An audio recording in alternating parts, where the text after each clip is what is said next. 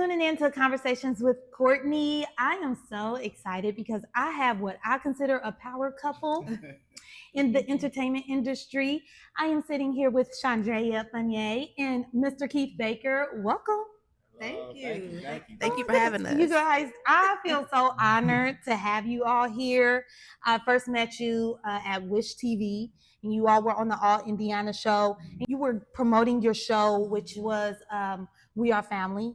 I got to see that, and it was so good. How do you all blend your life into your work?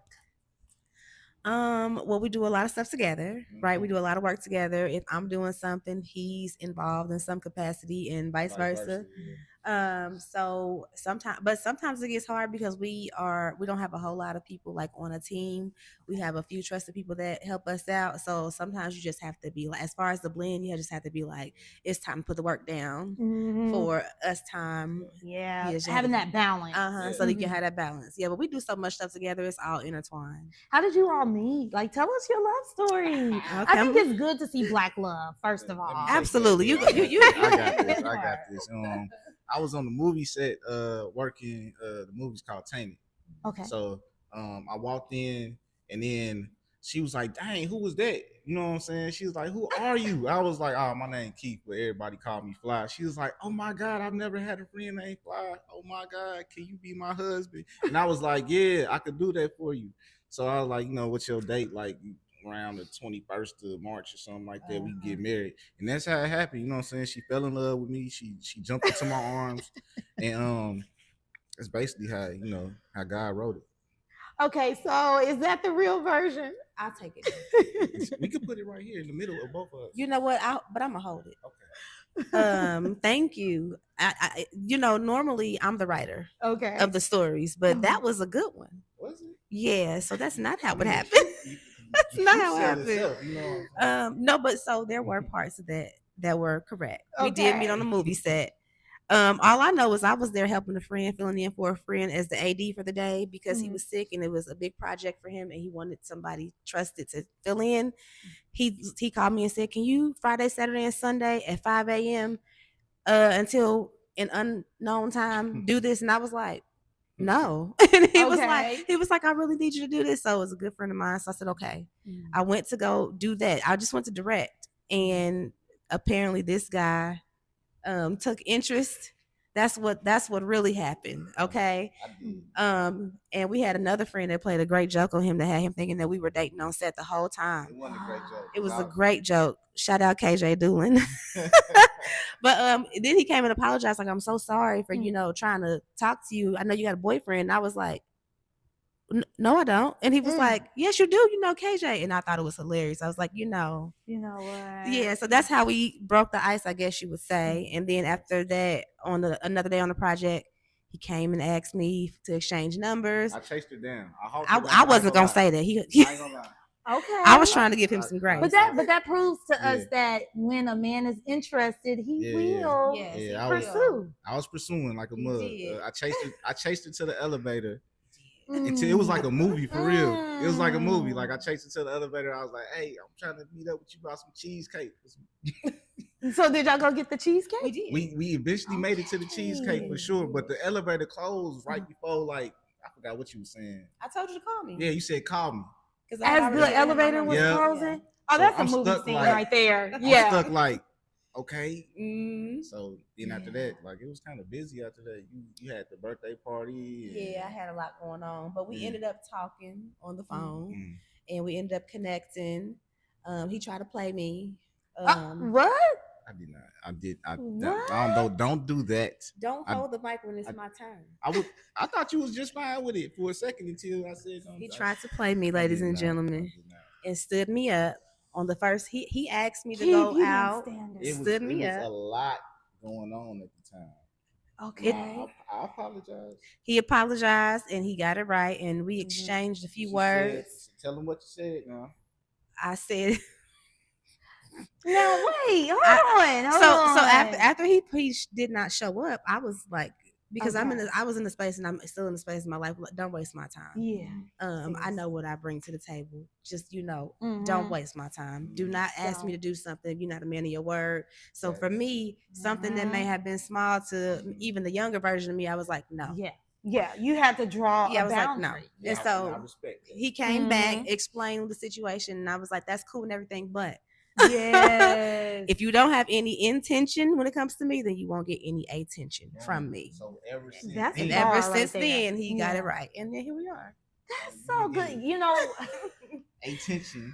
That could have blocked your blessing. Definitely it could have. But I knew what was going on. I felt it in my soul that I don't know. I was outside for a little second. You know what I'm saying? So being that I knew what I didn't want, and I was kind of like in a mode of where I'm done with the non emotion of it, the non, like it wasn't what I wanted. Like I wanted to be with somebody that I wanted to be with. You were ready to settle. Yeah. So I was kind of like done. Like when we met each other, we was both like, she talking about it was gonna be her and some cats. I had already named them. What was the cat's name? Do you feel like you had given up on love? No. Okay. I just wasn't as focused on that. I was gonna focus on my career and my family, and it just wasn't gonna be in my focus. You don't ever give up on love. That's my advice. But sometimes you just have to shift your focus, and the universe will bring you what it brings you. Yes, I keep hearing, if you don't look for it, if you don't focus on it, it'll come to you when you least expect it. And I think that's a testament to what we're hearing now. Yes. Exactly what happened. Absolutely. Oh, that's beautiful. I had told all my friends, I was like, I ain't, nope, I'm done. And shout out to Swole. Okay. So how did Swole play a part in this? He ain't played no part. Okay. You said shout out to him. I'm just saying shout out to him because he know, like when I came to him with it. So basically, he was like, yeah, right, like you know what I'm saying, like. But then I was like, man, nah, bro, I'm in love, like love. He's like, oh shoot, like you in love, like you really love this lady, you know what I'm saying? So he knew he wasn't gonna see me for a while. It was a done deal. Yeah. How did you all like start combining your artistic skills with your love story? Because sometimes it can be like, I'm going to keep this part of my life over here and then the other part over here. Was it, hey, I got an idea. Let's work together. How did that come about? I mean, well, initially, that's kind of how the communication started. So I wanted to work with her because I saw when I walked in, like how powerful she was in directing. And like, I'm like, dang, she knows what she's doing. So I'm like, all right. But at the same time, I'm like, well, I like her too, though. So I'm going to have to let her know this, because if I don't, then, she'll think it's a work thing. Like I'm trying to be professional. But I'm like, I like you. You're professional. And I want to work with you, but I got to let you know that I really like you. You know what I'm saying? And if that don't work, then, you know what I'm saying, I'm still down to work. But I just want to let you know that you're fine. Shandrea, how did that make you feel? Relieved, because he did lead with work. Okay. But he immediately said, but I'm also interested, because for me, I think that men who use your work are creeps. Yeah. You're a professional woman in the entertainment industry, and it's disrespectful to try to play with my craft as a means, as an end. Yes. Like if you're interested, say you're interested. Don't say that you want to work together and then we're at a business meeting. It's you turn into something else. I think you spit in game for a lot of men who probably like women that they work with and they don't know how to go about that. Yeah. Lead with I like you. Yeah, just be honest. And, sure. kind of introduce that work piece. Because then that gives them, like, there's no hidden... Right. No hidden agenda. Yeah. And I don't want no... Excuse me. I gotta get 3 mics. I gotta find a way to get like 3 mics. So I didn't want to be in the friend. Like you can land yourself in the friend zone real fast. You know what I'm saying? And I ain't want that to be misconstrued at all. Like, hey, I like you. You know what I mean? I don't want you to think that, I'm just trying to be a business partner. We trying to do this and that. You know what I'm saying? I just want to let you know. Yeah. That I'm gonna marry you one day. You know what I'm saying? So, man. In a month.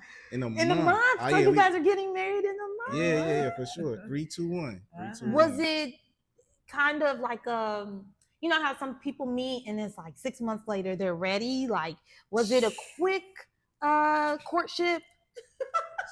It's pretty damn fast. Oh, It yeah, really was. yeah. We met.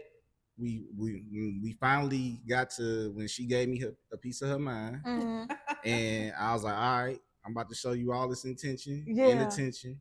We met for the first date, and actually, it was before the first date. Like one day on set, we left and went to White Castle and we left off set around like 1:00 in the morning, 2:00, and we was at White Castle laughing and talking and dozing off together till like 7 in the morning. Wow. Yeah. And we kept it open, like real open. Like we asked each other's questions every day. We played this 21 question game with we probably asked well over 400 to 800 different questions. You know what I'm saying? If you ever are trying to figure out conversation starters, Google is your friend. For sure. Just Google questions to ask on the first date, questions to ask a potential mate. There are so many sites, blogs with all these different questions. Yeah, plenty of conversation starters. So you can. It's Google. You can put whatever you want in the search bar. Y'all better Google some conversation starters. Yeah, she bought a game. I had already had that game. Okay. It was just like a game that I had bought a long time ago because I thought it was an interesting concept with like these deep questions. Yeah. So. And they get you. I feel like people struggle a lot of times to have conversations. It's like and a lot of them don't ask those questions back. It's like, I like the color red. Okay. I like the color pink, you know. So I think that's a good way to like start conversations is like having some prompts. And being honest. I think we both put everything on we both pretty much put everything on the table. Like when I came into this whole relationship, you know, like I feel like we just started in a relationship. Like, I feel like it was instant relationship.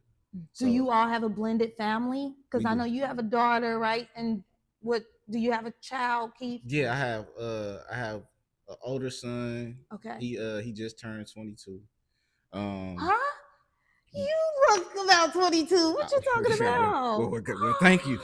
I appreciate that. That's awesome. Yeah, I'm 42. Okay. So, y'all both look young. Y'all out here looking like y'all 20 in y'all 20s. I appreciate it. Let me see. Okay. I'm not 42. She's younger. And you look but she young. Has an old soul. She has an old soul for sure. I'm 36. Yeah, she's 36. Okay. 36. So I got 6 years on it. So how was it like blending your family? Because you have a teenage daughter, correct? Yeah. So 22 for him, 18 and 10. Okay. For me, 17 and 11. Okay. So yes, it was very easy. Honestly, we just brought them all together, and they were like, "Okay." It just was cool. I'm like, wow, that was easy. They probably wanted to see their parent in love, and you know, it's a beautiful thing to blend a family. You know, especially in a healthy way. Right. Yeah. And then the ages, and it's like her oldest is a girl, and my oldest is a boy. I mean, my middle child, the 18-year-old, is a boy. Okay. And then my youngest is a girl, and her youngest is a boy. So it was like flipped. Yeah. Yeah. So it's like sibling friends. Yeah. It's like they're in close enough age where they can relate to each other. Yeah. Right. Yeah. Awesome. That's beautiful. What challenges have you seen with blending a family though? Are there any challenges? For me. Okay. I don't have any challenges. Okay. I can't speak for anyone else, but for me, I thought that I grew up in a blended family. Yes. Okay. So a lot of it just makes sense to me. So other things that some people may battle with personally, you know, or internally, or you know, petty things or whatever the people go through on whichever end, I did not grow up like that. Right. So that was not anything that I had to struggle with. I've always been around it. So, you know, my the women in my family were, if they were involved in blended families, they were always cordial and friends, even with the women they were blending with. The kids were always included. So to me, it was like it was normal. Yes, that's how I feel because my stepmom and my dad and my stepdad and my mom, they were all friends. And one thing I can remember is when I graduated from 8th grade, they all sat around the table and it was just beautiful. And I know as a child, I appreciated that. Right. That there was no bickering, there was no bitterness, there was just love. Love surrounding me, love surrounding the table. And even to the point, my brother, he has a different father than I do. He came to Tennessee with me to visit my dad. And so that was just an awesome experience for me. And that's exactly how I grew up. The same kind of things going on. So I was very open to it. And the kids took to me really quick. My kids took to him really quick.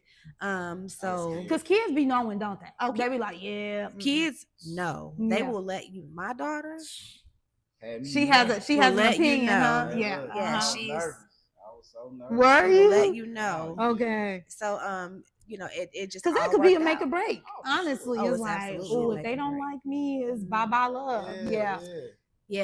I mean, they're kids, so you can't just be like, oh, my kid doesn't, because kids could be going through whatever they're going through. True. But you have to have discernment as a parent, and you also have to be honest with yourself, because sometimes people will be in something without anybody telling them, and you're not supposed to be there. So I think that with the discernment and with being honest with yourself, you can kind of figure it out. But it works out really, really great. Everybody's in the house and everybody's getting along. That's good. Yeah. And we pray that continuous harmony too. When I went to go see you all's play, We Are Family, that was so good to me because I'm sure looking from the outside in, people can imagine like that is a dynamic of a blended family. Talk to me about that play and when we can experience you all putting more work on stage. So later this year, I'll have some more stuff going on. I'm directing a play that's going to be up June 21st. I actually have auditions for that today. But that is not my original work. I'm directing it. It's Sophia's original work. But I will have another original piece coming up probably around the same time, midsummer. But so putting it together, everything about blending the family is not always easy. You have other humans that you're dealing with, and you can't control other humans. Yeah. So, some of it is personal experience. Some of it is personal knowledge of other folks' experiences, and some of it is just imagination. It's like, wouldn't it have been crazy if so then you put all that together and you get a story like that. I wanted to try to show in that story specifically, though, that sometimes the problem is not always necessarily with the other person, even if that's how it comes off. Sometimes the problem, and what I find a lot of times, is the problem is your own problem. It's your own insecurity. It's your own trauma. It's your own misery. And you have to work through that. But a lot of people try to put it on other people and they say it's your fault or you have to fix it. They're projecting. Yeah, they're projecting. So you have to do your own personal healing and it will just make things better. Yes, that is so true. I thought the play was very good because it's relatable. Some people just have a different tolerance for different things. Some people can deal with things and other people can't. That's why I believe we are graced for each other. Like we are anointed to be with one person or another. You know what I'm saying? Like what your tolerance level for some things may not be for another person. Yeah. I thought you guys did a really great job. How did you get into directing? When did you first start directing? Into directing in 2017 when I was a part of something else and I was like, I really could do this. You have to understand your role. I was not the chief in there. I was an Indian. Okay. But I didn't like being an Indian. So I was like, you just can't come take over anybody. You play your role where you are. Right. And I was like, I'm just going to go and do my own thing. So I went and I wrote my first play in 2017 and I put it up and it sold out and I've been directing and writing ever since. I direct for other people. I've worked with different people. I've directed in Atlanta. I've done stuff, for like Indie Fringe, Onyx Fest, the District Theater, just different stuff. I work out in Carmel a lot. I've done work with the city of Carmel, the Point Theater up in Noblesville. So, and you really just never know where the opportunities are going to come. A lot of people come to my shows and they'll pull me to the side and say, hey, you know, what do you think about this? Or, you know, I have a web series as well. So we also do film.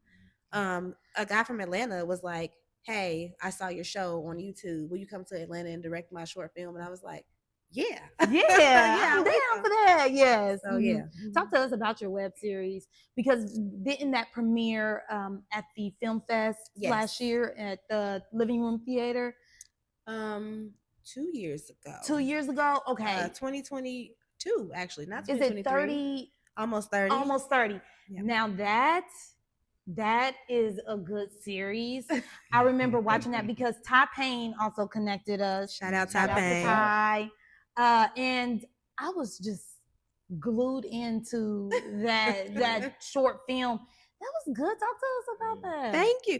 So he was a big fan of Almost 30 too. Huge fan. Okay. So when we first started dating, it was like we had like her premiere night. Every time one come on, I'm over there itching because I'm like, man, hey, come on, man, we gotta watch the show. You know what I'm saying? So when I saw it, I was like, oh, this is dope. You know what I'm saying? Because some people, they say that they good at something, and they might be, but the look of it might not be what you would think it is. But like everything that she said that she do and that she aspires to be, like it always comes out like A1, like it looks great. Like you can see the gift. Yeah. It's beyond like a talent and a skill. It's a gift. Yes. Definitely a gift. Yeah. And thanks for being in my presence.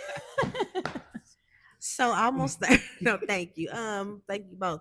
So Almost 30 was another thing where it was some personal experience, some experiences from my friends and just people I talked to in passing. And it just kind of came together, you know, telling a story about somebody who is trying to get it together. They feel like they should have it together. And then just a lot of imagination, but a lot of inspiration from people around me. And Ty and I met at a different festival. It was so interesting because I actually shot Almost 33 times and I trashed the first 3 versions of it. I get like that it. though. Yeah. Because sometimes my guest last episode, we had filmed an episode and I was just like, there's something that's not happening right here. Like our conversation was great, but it was the aesthetic. And I was like, I'm going to have to toss it. You want to come back? And thankfully she's my friend. So she was like, yeah, I'll come back. And it was just perfect. The timing was just better. So I understand ditching something for better product. Absolutely. Absolutely. So first 3 times didn't happen. This last time I was trying to get it done. I actually had a different cinematographer in place. Okay. And that person decided that they were going to cancel 8 days out of shooting.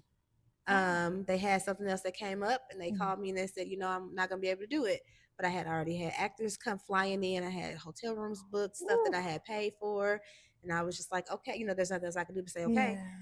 So now I had to go on a hunt for a new cinematographer. And you had 8 days to do it? And I had 8 days to do it. Okay. It went up until 2 days before. I spent 6 days calling people, contacting people, because I also had a specific budget already. Okay. You know, for the other people who were doing it. So I was about to say, you know, I'm going to have to just give up. I'm going to have to call everybody. And I just scrolled through my phone and I got all the way to the bottom and I was looking at every name like to try to figure out if they would know a person. And I got the Ty's name and I didn't even remember who he was because me and Ty met the year before. He was filming at Onyx Fest and one of my plays was in Onyx Fest. Okay. And I was like, Ty Payne. I was like, who is that? And I was like, like that light bulb went off. Yeah. I was like, let me call him. And so I called him. He was like, yeah, I would love to do it. And then the rest is history. Wow. Ty's family now. And shout out to Ty. You made it all the way to the T's. That had nerve-wracking. Especially if you have a lot of people in your contacts. It's like, that's why I use emojis now. I use cameras or whatever they do. I just use like a art type of thing for artists and stuff. So I'm about to do that as well because I go through my phone. I'm like, who is that? Who is that? I'm bad. I'm really bad and sometimes I don't save numbers. So I'm like, they'll be like, happy birthday. I'm like, thank you so much. And I'm like, who is this? Who is this? I'll be like, let me look up their number. Yes. I do it in person. And it Oh, bothers me. It'll be 2 days later and I'll be like, was it church? No, was it? You're like, it wasn't church. It wasn't. It just happened to me at church. I was searching through my mind and luckily I saw them in the parking lot again. And I was like, excuse me, I'm sorry. It just came to me. You know what I'm saying? And then we had a conversation. They was like, can you shoot my wedding? I was like, See, look at God. God, thank you. Yes. So you're also a shooter as well. So when did you get into filming and things like that? Videography. I feel like I've been in it my whole life. In a different, like just in my head, it's always like just been there, just watching Spike Lee movies, watching music videos, Hype Williams, you know what I'm saying? Like videos like Bombs Over Baghdad and stuff like that. And it was just like different stuff piqued me artistically. And I went to an art school in Gary called Emerson.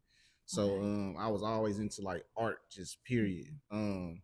So I just guess just growing up, and my granddad, like I started looking back at pictures of my grandfather, and every time I look in a picture, he taking a picture. He like me now. I just be taking pictures. Yeah, that's how my grandmother was. So my granddad, he always taking pictures. He always had tripods and all kind of camera stuff around, and drones and helicopters. So I think it all kind of just.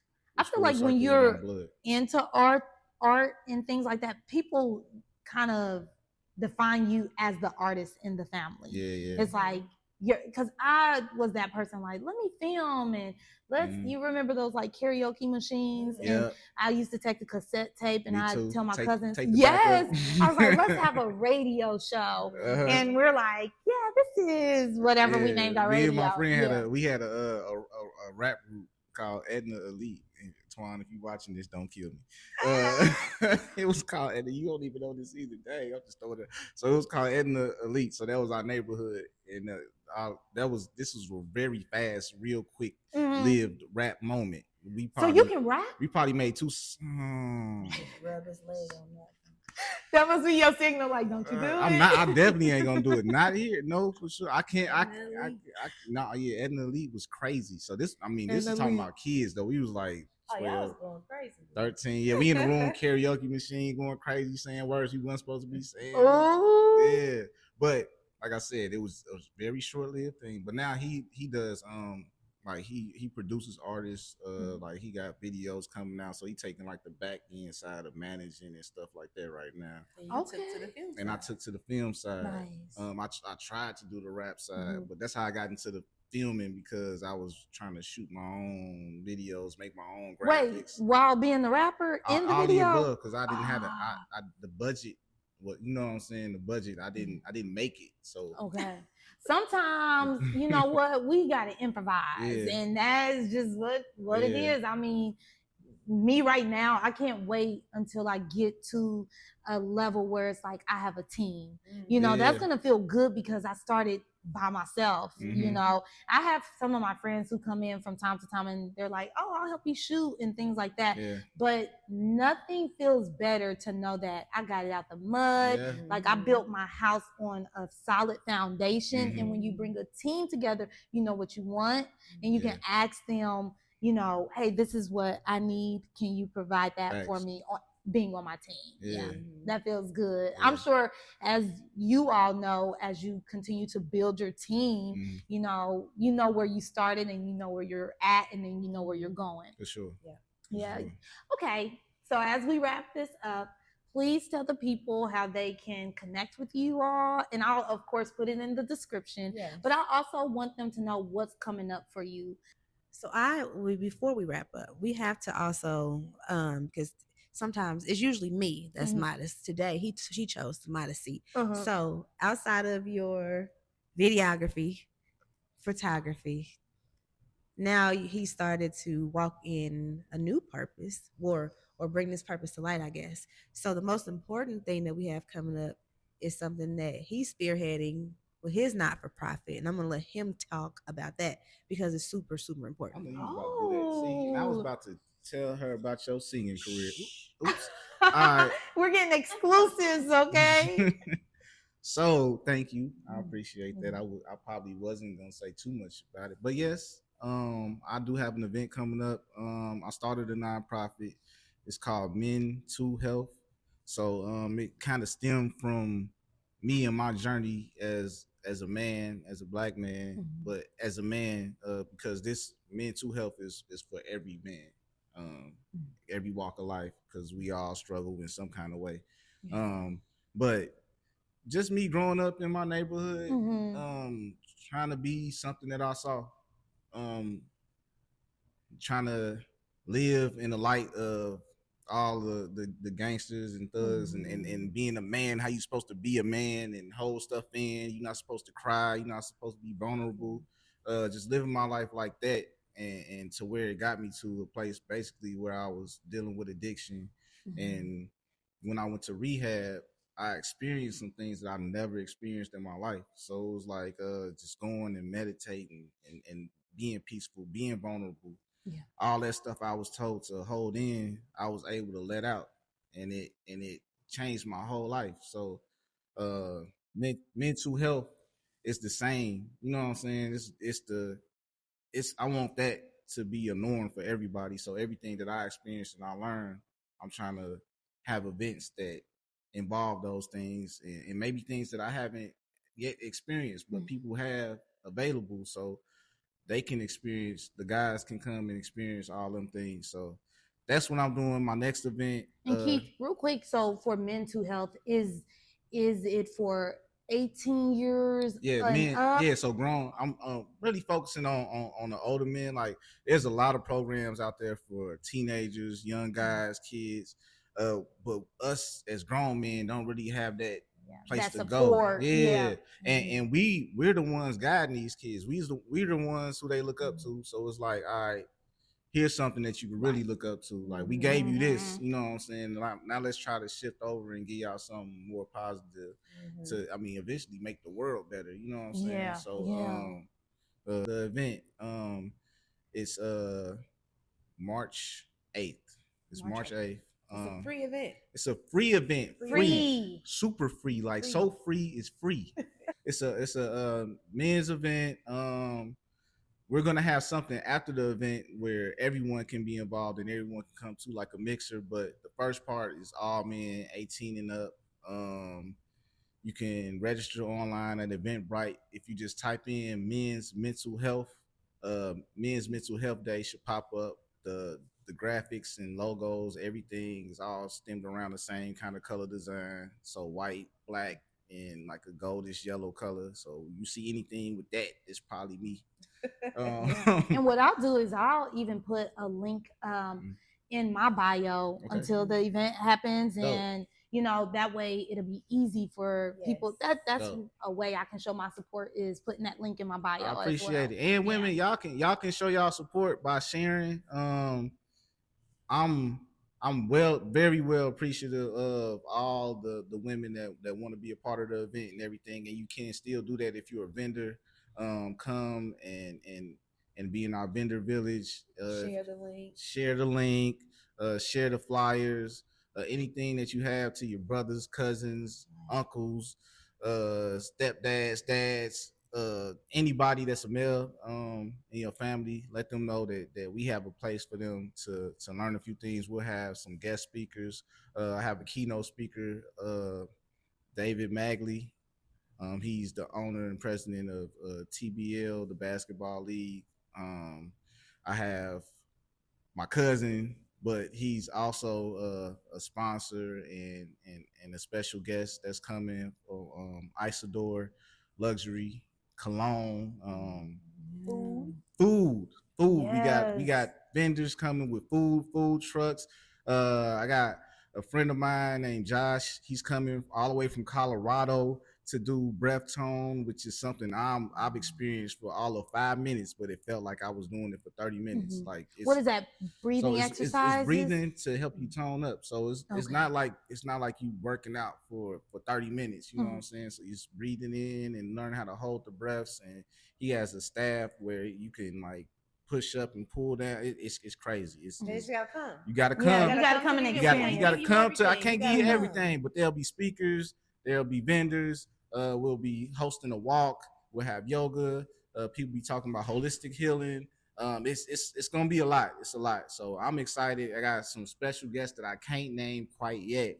But if you pay attention to the post, follow me at fly.creator on Instagram and follow at Mental Health Inc. on Instagram.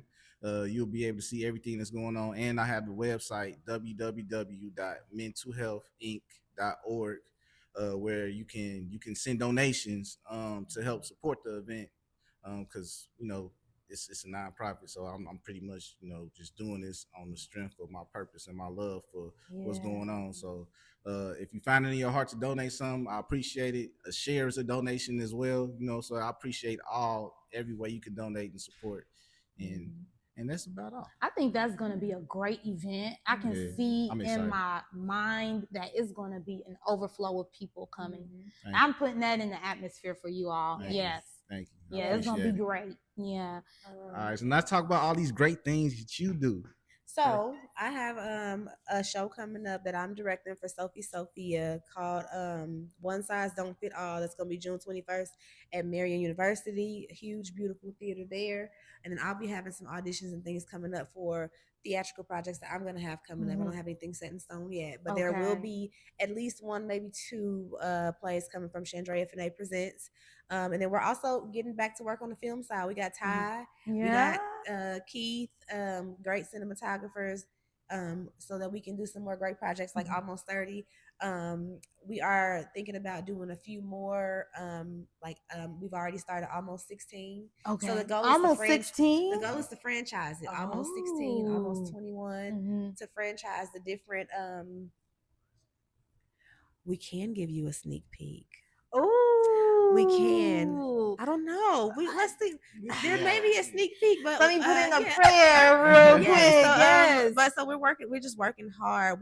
But we're also branching out. I had a show up in Chicago, right around Thanksgiving. We're already planning to do that again this year. So, we just working. We're working together. Like you said, how did that come about? It was a no-brainer. Yeah. We work well together. We have a lot of the same ideas. We support each other well.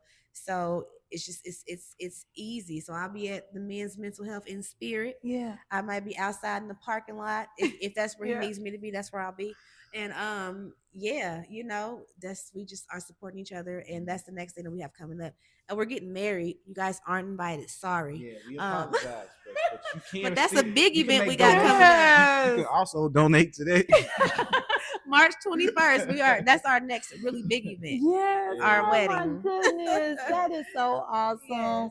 I am so happy for you all. Thank you. See just great things happening for you all. And don't forget us when y'all make it to Hollywood. You don't forget us. Don't forget us. We're going to need another one of these interviews. Yeah. Don't forget you us. Don't forget us. Yes. We're not going to forget each other. Right. This is just the beginning. Yeah. And I am just so happy. Thank you for taking the time to sit and have a discussion with myself and the people who watch Conversations with Courtney.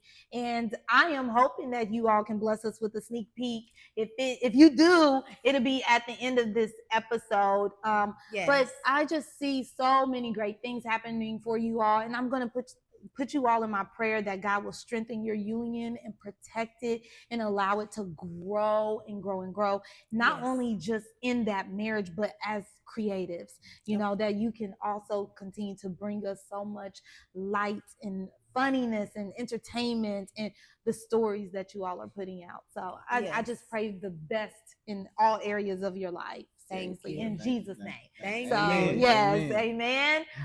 You all, thank you so much. Yes, we appreciate it. Everything that they listed, the links, the Instagrams, the everything is going to be in the description, and I'm going to have things in my bio. I'll direct you on where to go. If you made it this far, thank you for watching. And if you have not subscribed yet, please do so. What are you waiting on? Subscribe right now. Yes. Right now. Be a part of the discussion. Like, comment, and share. Thank you for tuning in. You've been watching Conversations with Courtney.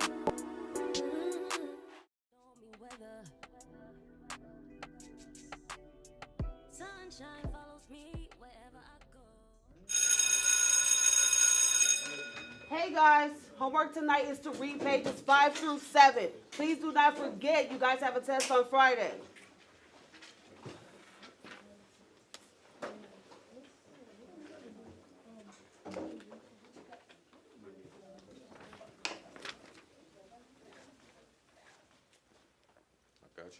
Thank you.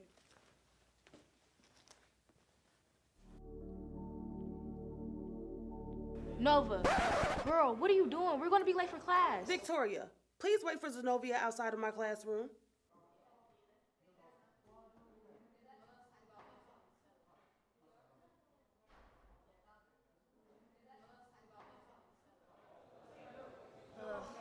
can't stand Miss Lewis. I think she cool. But that's you. Anyways, what's up? You've been acting weird as hell lately. Like, why do I feel like I have to track you down?